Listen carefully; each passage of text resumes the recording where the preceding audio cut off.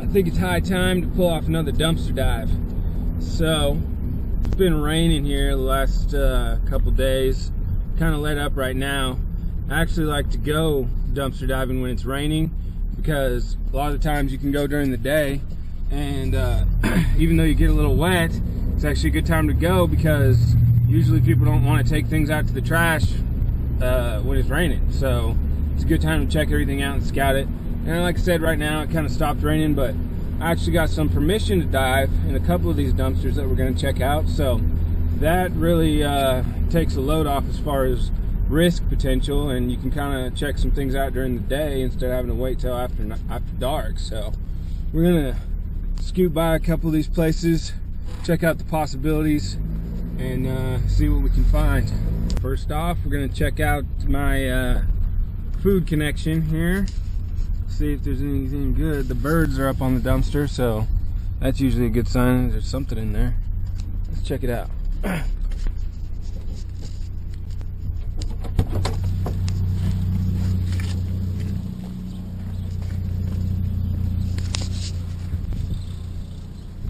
We've got a few boxes of cereal, some Ritz crackers over there. Probably those are usually bags full of bread and stuff. So that might be a good one to come back for and get some treats for the pigs. They finally fixed this damn road, so now it's like a dumpster superhighway. It used to be like a freaking earthquake zone. That's nice. I'll be able to drive through here without messing up my shocks. Now we'll check and see if there's any feed or plants or anything here in my #1 favorite dumpster.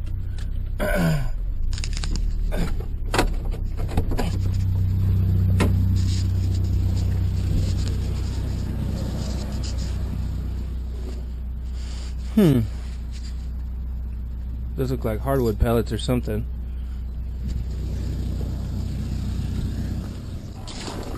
Damn, nothing good.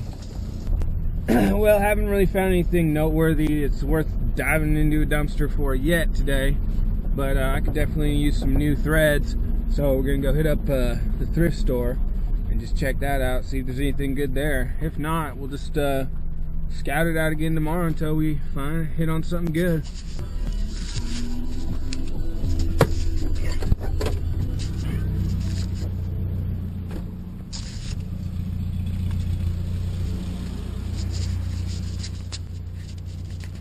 Damn it. Still nothing good.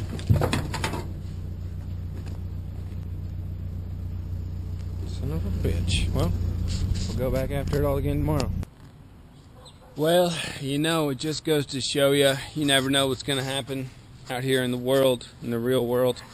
It's been a couple days since I went off and checked in those dumpsters, but I'm going to go ahead and make another effort to see if there's anything out there. I'm going to actually do some walking dumpster diving. So let me put on a shirt, unfortunately, and put on some shoes, also unfortunately, and we'll see what's going on out there in the world. I mean, people are throwing things away every single day. You just never know. So we'll go check it out, see what's going on. Let's go ahead and take a walk down this alley and check out everything that's going on. I'm pretty sure this is mulberry right here.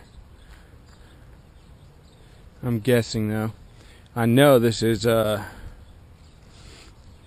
it's called mimosa by the common name. I'll have to look up the official name. It has pink flowers on it. Then we got over here, well, more of this. I'm inclined to think this is not mulberry, but something else. This is still mimosa. This is quite a beautiful specimen, which is definitely mulberry. If you look at the leaves here, mulberry has 3 distinct different leaf patterns. Let's take a look at them. Pull this sucker down. Okay. #1 is something like that. Just oblong. Then all of a sudden it gets one little nut or one little notch cut in it like that. Then as you get to the mature leaves, which there are none on this branch, the mature leaves change from something like this with 2 notches or 3, and all the way mature leaves look like this, 3 notches or 3 different leaflets. So that's one way to tell mulberry plants. You're looking at them, got one right there that's all the way 3-leaved, 3-lobed I should say. Then you have 2 lobes and 1 lobes. The ones on the very end are all 3-lobed like that. And right now, which, let's see, it's May, southeastern Oklahoma. Right now, these mulberries have already flowered, and there's already little fruits on them. See, that little fruit, which will eventually enlarge and fall to the ground in a black color. So these are actually pretty big mulberry trees. Usually they don't get that big around here, and these ones have some really interesting bark structure, which looks, I mean, it almost looks like somebody's been trimming them the whole time they've grown, but you can't see many evidences of trim except down here. So I'm looking at these swell, and that tree too, also very interesting bark structure. Here over here, another mulberry tree, but it has more regular morphology as compared to those. So that's one thing to keep in mind. Really the only efficient way to identify trees is when they're leafed out like this, or when they're flowering.